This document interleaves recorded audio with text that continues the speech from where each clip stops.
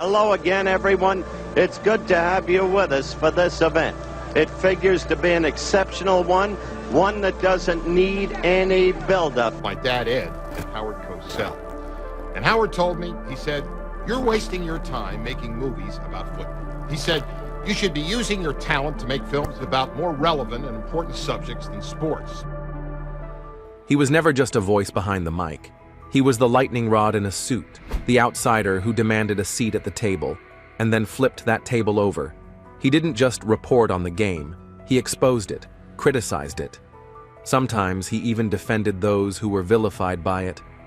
Howard Cosell was the most hated man in sports, and the most respected, and the most impossible to ignore. But how does a man go from a Brooklyn schoolyard with a Jewish name to becoming the conscience of American broadcasting? How did he end up at the center of one of the most explosive friendships in sports history, with Muhammad Ali no less? Muhammad Ali will always be remembered both for his devastating jabs in the ring and for his playful barbs outside, and there was one man who was a frequent foil for Ali's one-liners. That's legendary ABC sportscaster Howard Cosell, both men sharing a whole lot of laughs and a deep respect for one another. And what was the one sentence, uttered in front of millions during a football game, that detonated his entire career? This isn't a story about sports. It's about power, identity, defiance, and a voice that wouldn't stay silent. The outsider's beginning. Before he became a legend, or a target, Howard Cosell was just Howard William Cohen, born on March 25, 1918, in Winston-Salem, North Carolina. The son of Jewish immigrants who had escaped Eastern Europe, his life was always going to be shaped by survival. His father, Isidore, was an accountant, his mother, Nellie, a homemaker. But they were both firm believers in the American dream, and they believed education was the key to escaping the grinding poverty and quiet discrimination that followed them. That dream quickly moved them north to Brooklyn, New York, a roaring borough pulsing with ambition and immigrant grit. It was there that young Howard's sharp tongue and sharp mind began to bloom. Other kids in his neighborhood fought with fists. Howard fought with words. He read constantly, debated fiercely, and never backed down. He wasn't the biggest, he wasn't the fastest, but he was the loudest, and often the smartest. And he knew it. By high school, he'd become sports editor of the Alexander Hamilton school paper. He didn't write puff pieces. He wrote critiques, bold ones. Some students resented him for it. Some teachers admired him, but nobody ignored him. Even then, Cosell was laying down the blueprint for a career that would never fit into anyone else's mold. He graduated from New York University with a degree in English literature and went on to earn a law degree from New York University Law School. Much of his young life was spent in Brooklyn, New York. His father scraped together the money to send his son to law school. 2 degrees by age 21. It was an unusual feat, and while his parents beamed with pride, Howard's fire burned for more than just professional success. He wanted to be heard. But before he could become the voice of a generation, he had to become a soldier. War, love, and the power of no. When World War II erupted, Cosell joined the U.S. Army. He was stationed at the New York port of embarkation, managing the immense and critical task of troop and supply transportation across the Atlantic. It was high-pressure, thankless work, but Cosell thrived. He rose through the ranks and became one of the youngest majors in that post.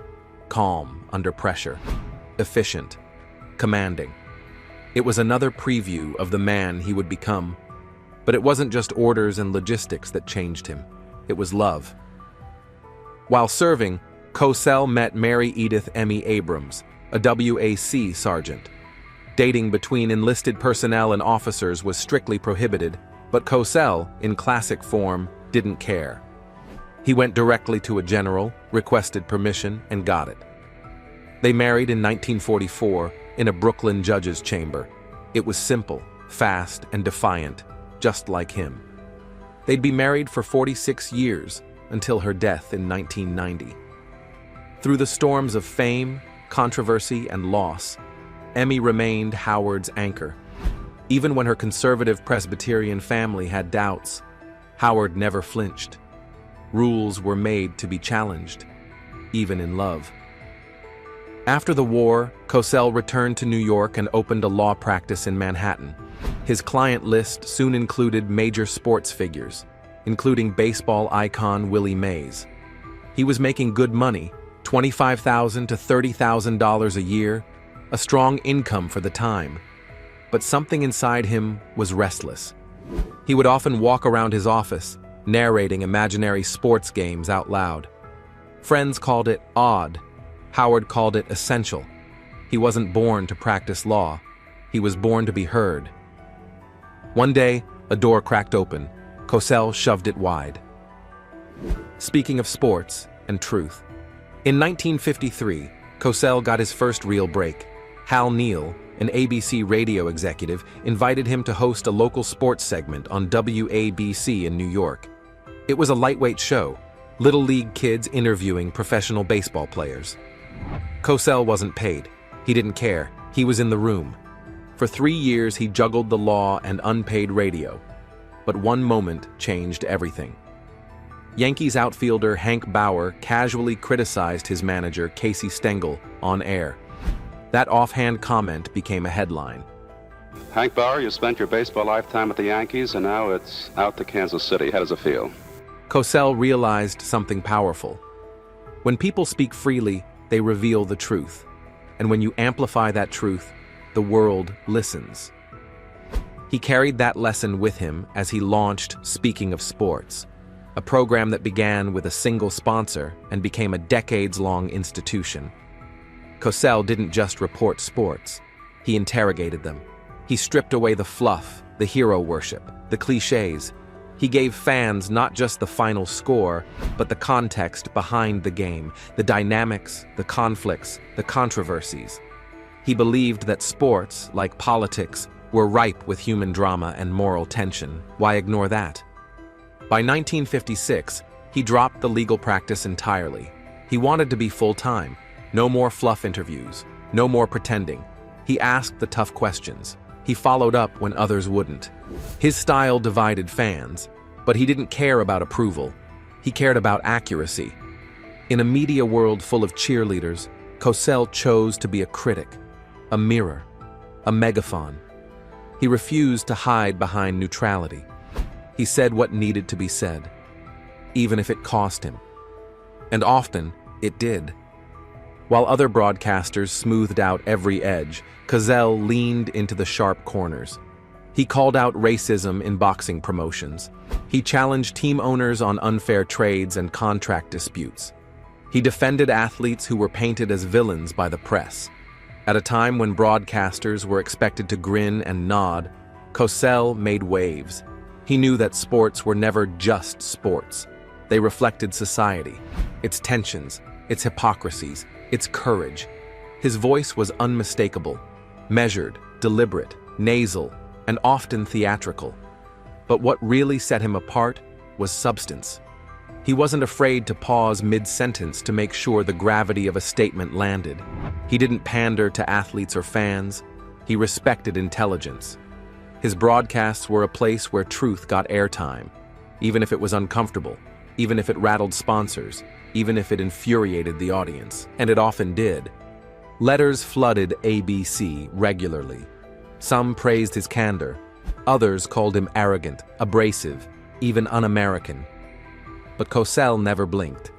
He believed the job of a journalist, yes, even a sports journalist, was not to make friends, but to pursue the truth with rigor. To him, that mission didn't end at the stadium's edge. It extended into the locker room, the owner's suite, and the broader culture. Speaking of sports, grew into a national phenomenon. It was syndicated across hundreds of stations, listened to by millions, but Cosell never softened. He called out steroid use before it was popular to do so. He addressed the growing commercialization of sports when others were cashing in on it. He saw the whole picture, how money, politics, race, and power influenced what happened on the field. His loyalty was never to the game. It was to the truth about the game. Even when it isolated him, even when it cost him friends, even when it made him enemies. That was the price of honesty. Cosell paid it over and over again, and he paid it gladly, because he knew that in an industry built on spectacle and silence, his voice mattered, not because it was loud, but because it said what others wouldn't, and because it never, ever lied. The Second Fighter and the Voice. In 1964, a young fighter named Cassius Clay announced to the world that he was now Muhammad Ali. No, Clay was not my name. Once we follow, believe, understand the teachings of the Honorable Elijah Muhammad and come into knowledge of ourselves, then we want to be called after names of our people, Muhammad Ali. The reaction was swift and ugly. Journalists refused to use his new name. Television anchors smirked and dismissed it. It wasn't just a name change. It was a declaration of self, of religion, of race, and the public wanted none of it. Except one man, Howard Cosell. On national television, Cosell looked into the camera and said, "Muhammad Ali," clear, unapologetic, no footnotes, no quotation marks. People were furious. Hate mail poured in. But Cosell stood his ground. He said, "It's his name, and I'll call him what he wishes." He knew what it felt like to be an outsider, to have your name mangled, erased, or mocked. He'd changed his own name from Cohen to Cosell years earlier, not to hide, but to stand out on his terms. That moment wasn't just a defense of a boxer. It was a declaration of principle. From that day forward, Cosell and Ali became bonded, not by sport, but by truth. Then, in 1967, Ali refused to be drafted to fight in the Vietnam War. He cited his faith. He said he wouldn't kill people who never harmed him. Boxing is nothing like going to war with machine guns, bazookas, hand grenades, bomber airplanes. My intention is to box to win a clean fight. But in war, the intention is to kill, and continue killing innocent people. The punishment was brutal. They stripped his title, revoked his license, and painted him as a traitor. Most broadcasters turned their backs. Cosell didn't. He condemned the punishment as inhuman and illegal. He stood by Ali on air, loudly, repeatedly, even when networks threatened him, even when sponsors backed away. He kept speaking. He didn't just support Ali, he kept him visible. He invited him onto his shows, not just to talk boxing, but to talk life. Faith, doubt, dreams, the real stuff. They laughed together, sparred with words, roasted each other on live TV. Ali joked about Cosell's hairpiece. Cosell rolled his eyes and called Ali arrogant. But beneath the banter was mutual respect and unbreakable trust. Cosell gave Ali a microphone when the world took away his megaphone. And Ali, in turn, gave Cosell the courage to be something bigger than a broadcaster. The word that broke him. On the night of September 5th, 1983, millions of Americans gathered around their televisions to watch Monday Night Football. The Dallas Cowboys were facing the Washington Redskins in a high-stakes game, but what people would remember had little to do with touchdowns or final scores. As Washington's wide receiver Alvin Garrett darted down the field, Howard Cosell did what he always did. He narrated the moment with flair.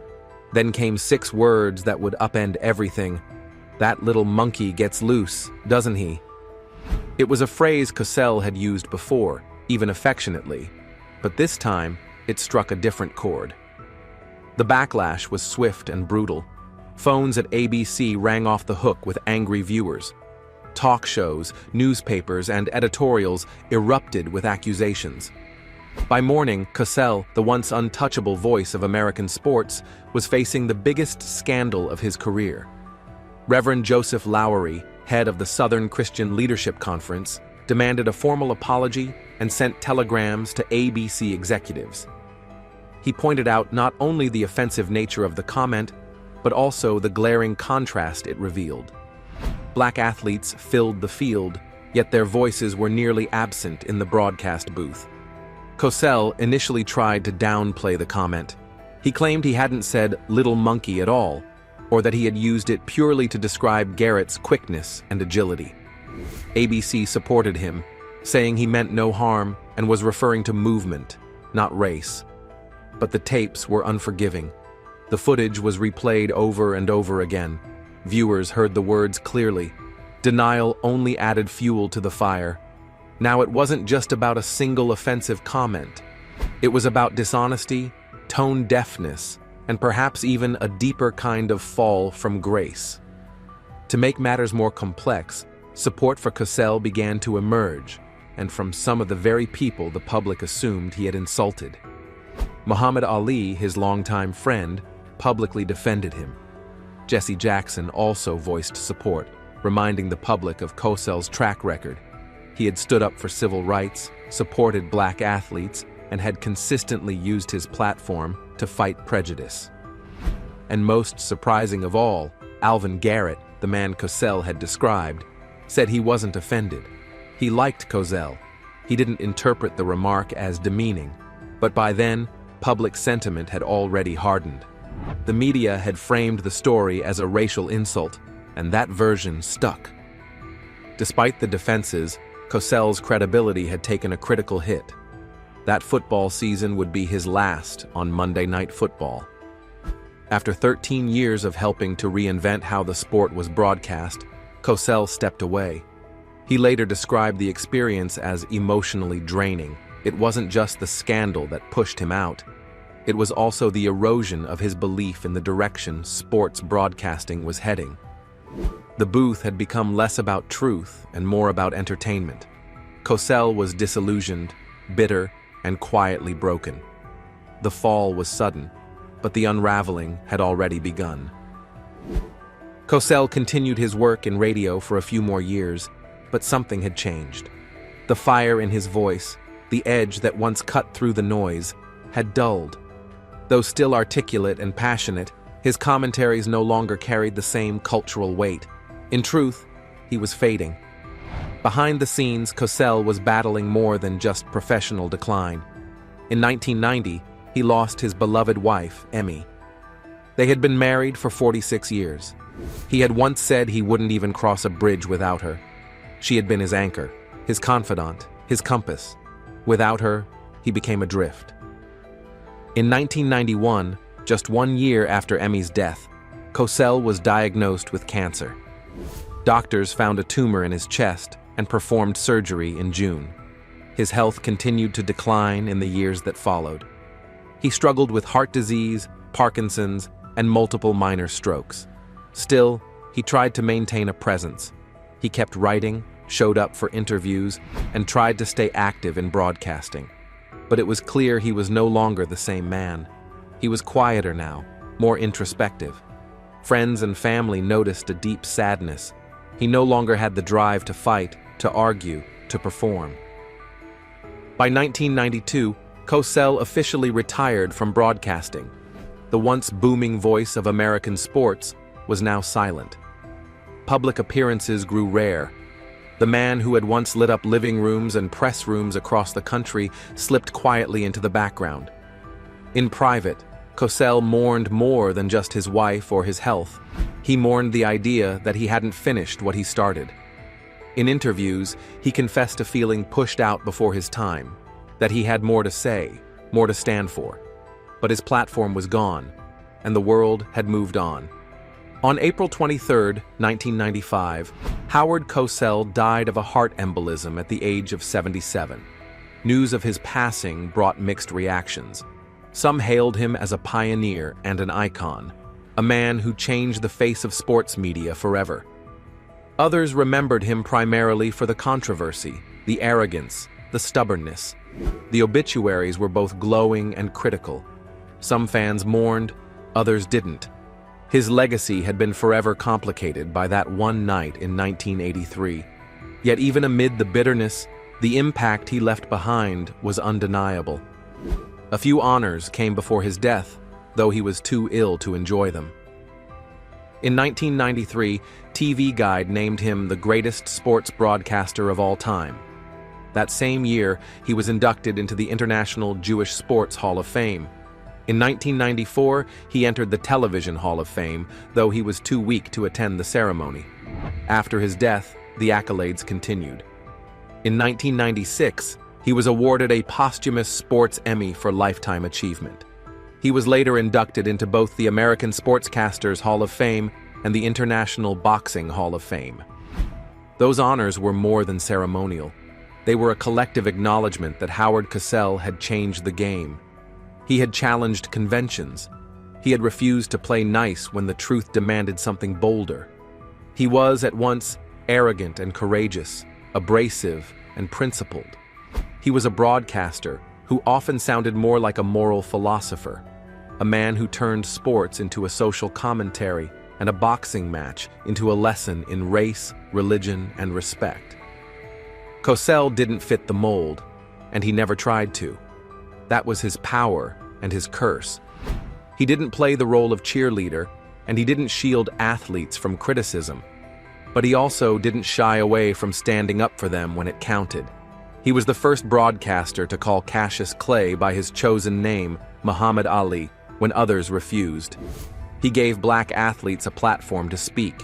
He gave fans a reason to listen, not just to the games, but to the stories behind them. And then, ironically, the very culture he helped change turned on him over a misunderstood remark. One word brought him down. A word he had used affectionately, carelessly, but not maliciously. Yet even that scandal can't erase the decades of courage, innovation, and sharp truth that came before. Howard Cosell's story isn't a clean one. It's layered, conflicted, and often uncomfortable. But maybe that's exactly what makes it worth telling. He wasn't perfect, but he was real. He made mistakes, but he also made a difference. And in the end, when the final score is written, Cosell stands tall, not just as a broadcaster, but as a bold, complicated voice that helped America understand not just sports, but itself. The echo of a voice that changed the game. Howard Cosell didn't just narrate sports, he challenged them, redefined them, and elevated them into something larger than spectacle. He was never merely the background noise to a touchdown or knockout. He was a force in the center of the cultural conversation, holding a microphone like it was a torch.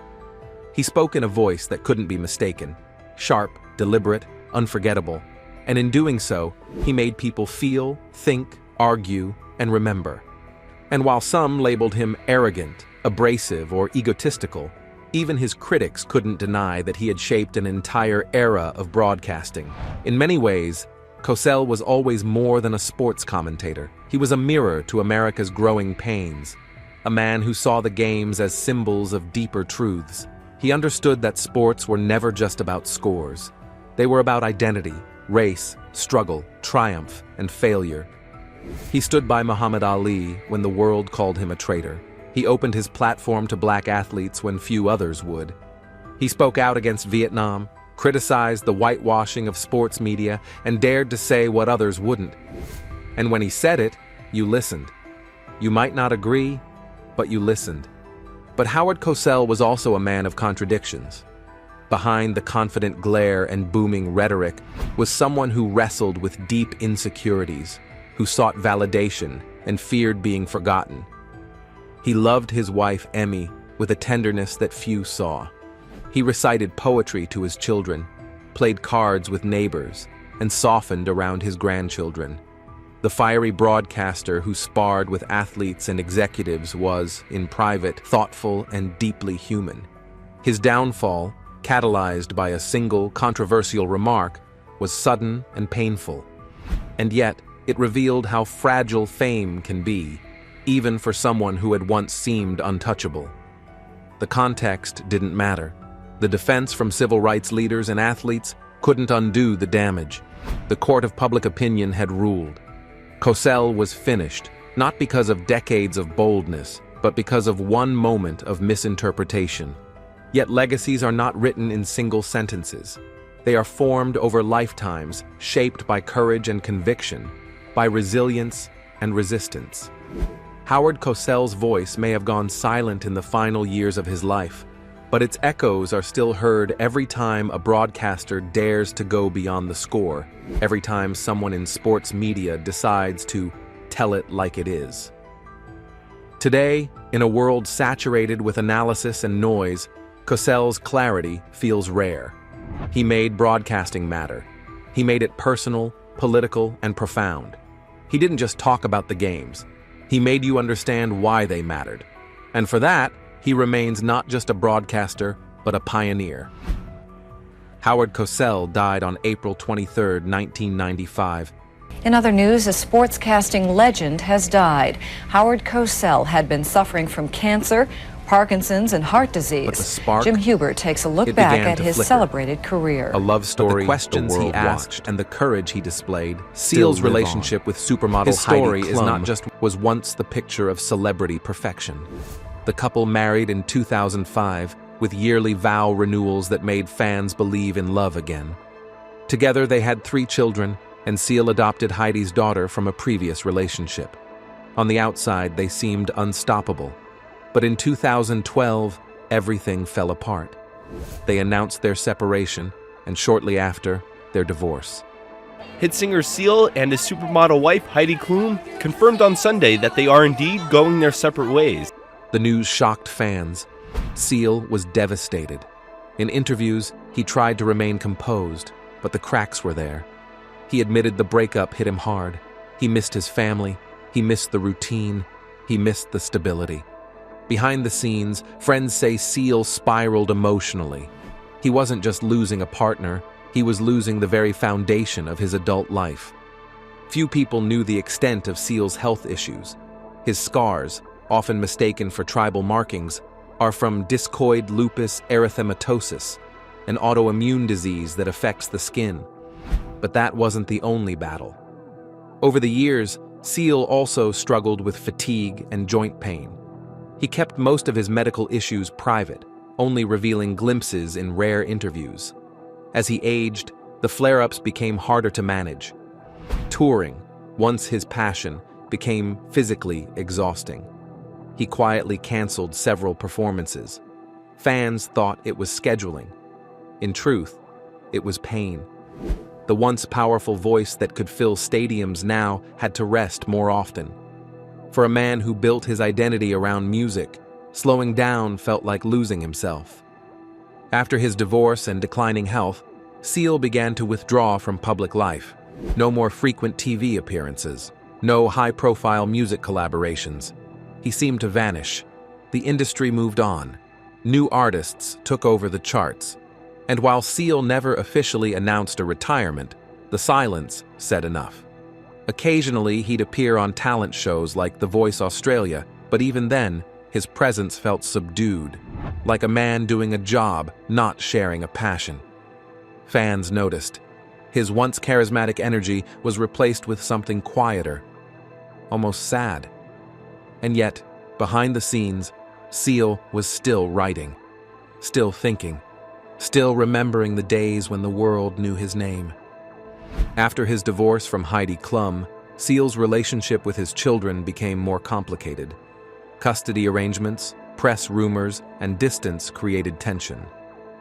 Seal, once a doting father, found it harder to connect as time went on. In one emotional interview, he hinted at feeling like an outsider in their lives. "Sometimes love isn't enough," he said quietly. His kids, growing up under the glare of 2 celebrity parents, began forging their own paths.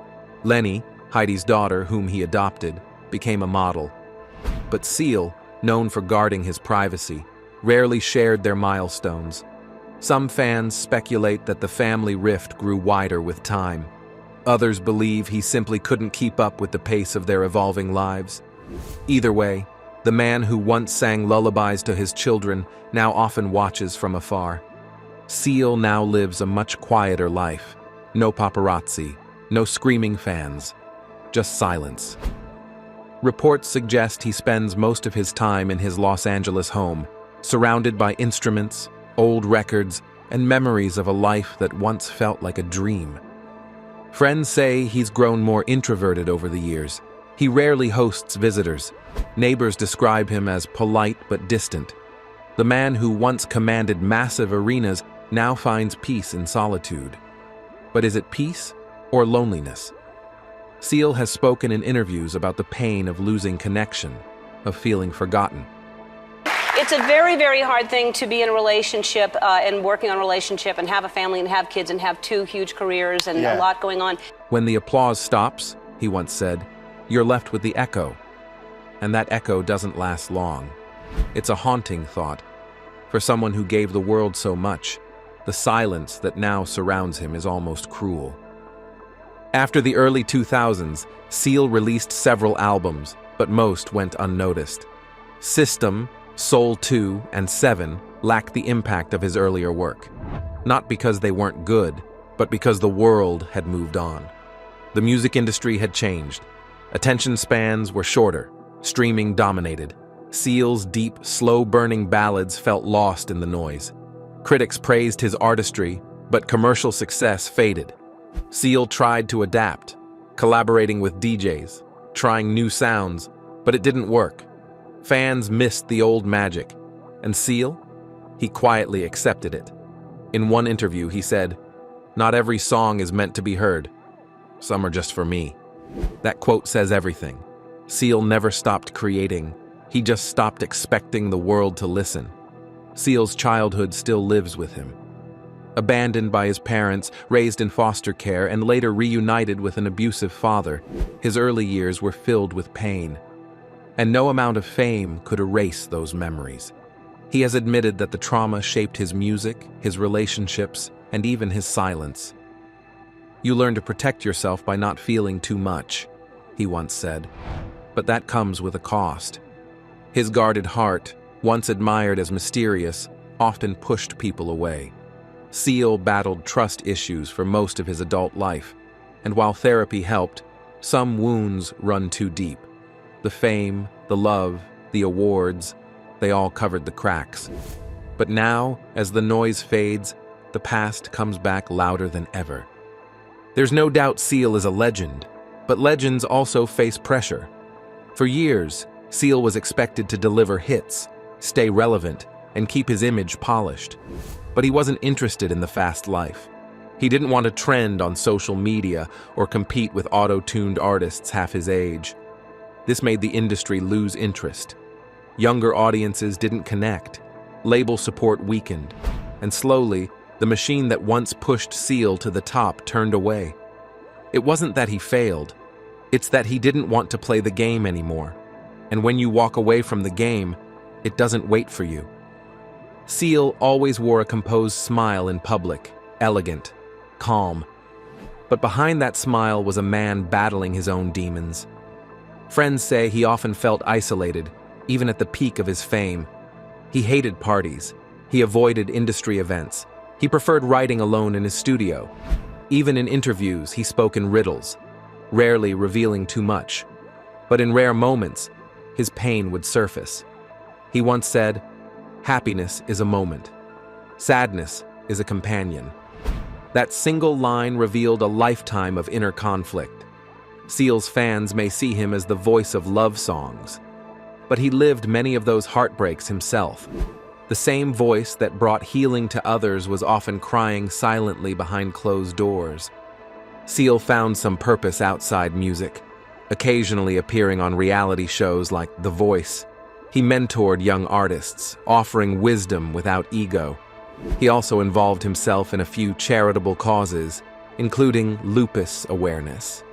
Well, May is Lupus Awareness Month, and health organizations across the country are raising awareness of the physical and emotional impact of the autoimmune disease. But these moments were rare and scattered. Mostly, Seal kept to himself. He didn't chase brand deals. He avoided flashy red carpets. Fame had lost its charm, and maybe that's the saddest part. Watching someone who once soared willingly come down to earth just to find peace. He never chased attention, but now it barely remembers him. Seal has tried to find healing in different ways. Therapy, meditation, even long drives alone. He speaks openly about self-reflection and how in his 60s, he finally started asking the hard questions. Who am I without the music, without the crowd, without her? It's a painful journey, but necessary. Some friends say he's found a kind of acceptance. He no longer wants the spotlight. He wants stillness. But stillness can be heavy too, especially when it comes with regrets. Seal never complains, but those close to him say he carries the weight of a life that once had it all, and then slowly faded away. As Seal's presence faded, many fans assumed he had simply retired. Others thought he was sick. Few knew the truth. He was just done trying to stay relevant. Social media barely mentions him now. Young people don't know his name, but sometimes in a grocery store or a quiet bar, someone will recognize him.